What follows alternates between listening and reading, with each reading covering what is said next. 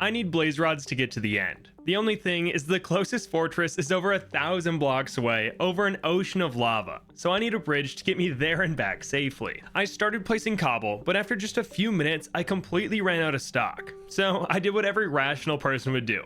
Look up the fastest cobblestone generator on the internet. I found this beast that produces 207,000 blocks of cobble an hour. I've never built anything like it before, so I followed the guide exactly. The longest parts were definitely filling all the leaves with water and placing the 54 buckets of lava. The redstone up top and the collection system were super easy to build though. The only thing is that this machine uses TNT duping, which I don't know how I feel about. On one hand, I don't want to mine stone for hours for every build I take on, even after beating the game, but on the other hand, duplicating TNT for free seems like a gray area to me. I wish there was a different solution, but we're going to give it a shot and see how I feel afterward. If I don't like it, we can always shut it down and build something else. Surprisingly, this worked on the first try and the cobble started flowing into the chest at a rate I couldn't believe. After just a few minutes, we had enough cobble to make the bridge. But when I went back to the nether to continue building, I saw just how ugly my build was. I can't have a cobblestone tunnel running through the nether for the rest of the game. And if I've learned anything from playing for years and from watching Nuts' new series, if you don't like a build, it's better to tear it down right away and try until you have something you love. I went over to my test world and experimented until I came up with this.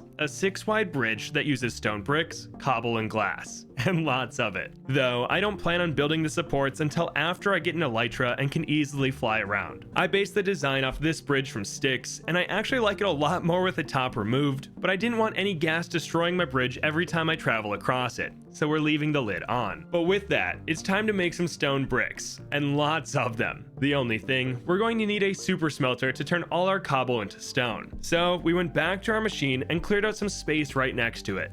We had a few options, but I figured a large flying machine bamboo farm would be perfect. And I've never built one of those, so it's a win-win. I had enough slime to make our machine 16 blocks wide. I placed rails down to support this, splitting the farm into 8 separate tracks, so each minecart will be in charge of 2 rows. And I planted the bamboo right above this. These will be broken by our machine, which was surprisingly easy to build. Pistons push each other up and down the farm, with observers pulsing signals, and the slime blocks holding everything together. Now, we just need to get the cobblestone and bamboo into furnaces. The cobble was super easy, as I just extended the waterway one more section and put furnaces where the chests would go. And that just leaves the fuel. But we're not going to be burning straight bamboo. No, we're above that. We're going to be turning them into planks to be more efficient, which we'll do with crafters. We need to get the bamboo out of our minecarts though, so I crawled through the rail station and mined out 3 rows of dirt, replacing them with hoppers. This way, they'll pull the bamboo out of the carts as they drive over them. Crafters will turn the bamboo into blocks and then planks. But the best thing about crafters is that they spit their items out automatically. People normally have them spit into chests or hoppers, but I find transporting items by water to be hilarious. So we're going to replicate our cobblestone transportation system.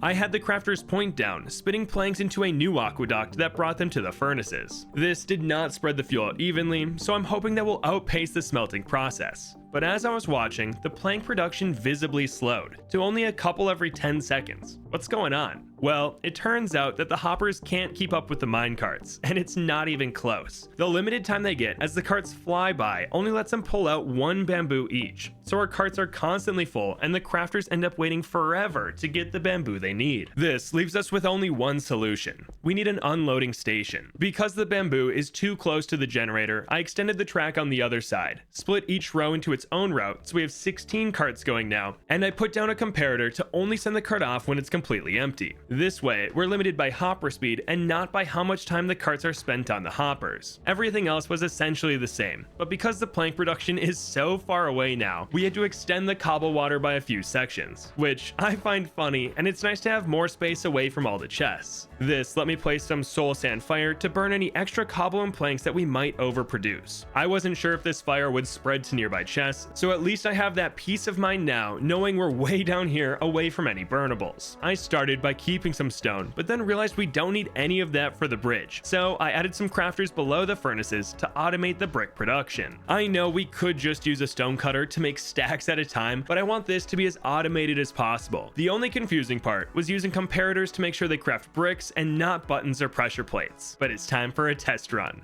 I just realized we have to wait until all of our chests fill up with cobble before everything is automatic, so I'm gonna AFK for a bit. After getting about 200,000 cobblestone, we started getting some stone bricks. Well, not super fast, I just let it run while I was at volleyball, and we got a few thousand by the time I was back. And with that, I got to building.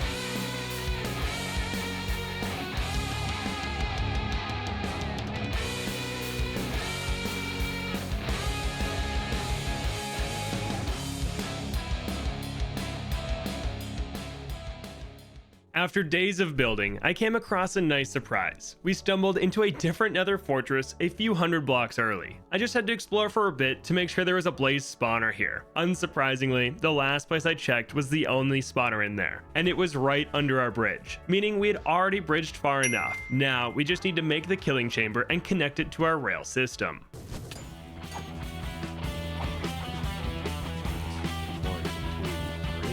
Look at that.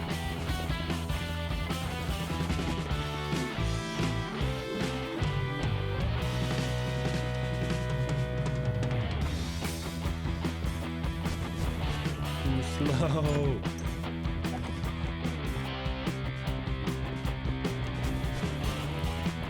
Blocked.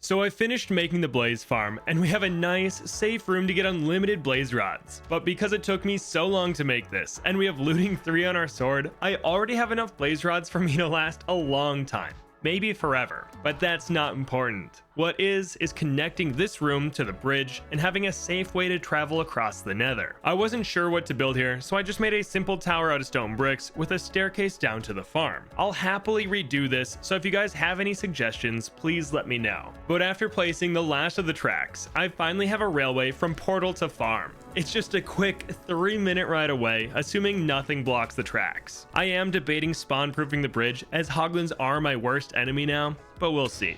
Just like that, over 1,000 blocks of lava conquered. And yet, the second I defeat the dragon and get the elytra, this entire monument becomes useless. A complete waste of time, but if Minecraft teaches us anything, it's that the most pointless projects are always the most satisfying.